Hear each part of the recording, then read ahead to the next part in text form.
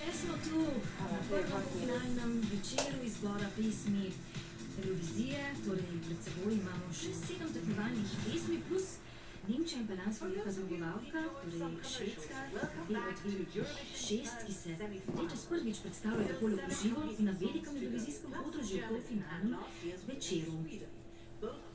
To sedaj tudi razlaga Petra. Švedsko leto zastopata Markus in Martinus, recimo duo z Norveške.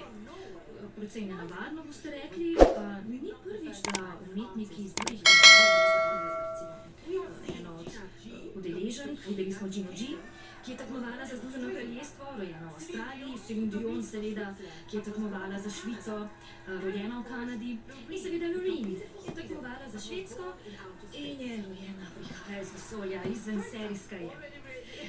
Tako, sedaj pa še nekdo, ki je že v finalu, ampak samo da se nam danes v živo predstavi, to je Nemčija.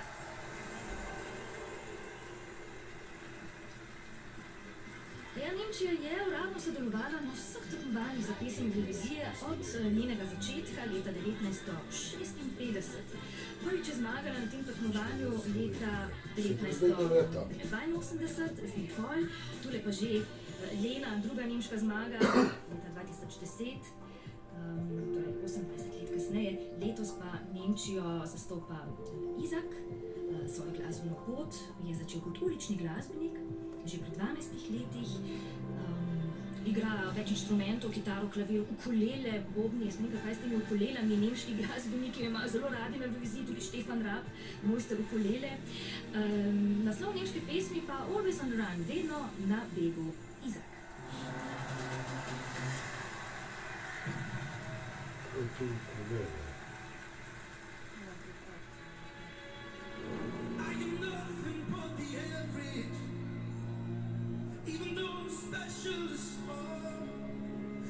Refuse, I'm going on. No one gives a about what's soon to come. What's soon to come.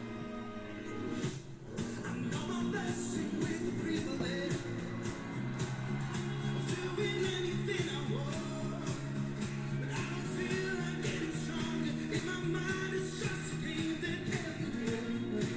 That can't be worn. I'm always on my run.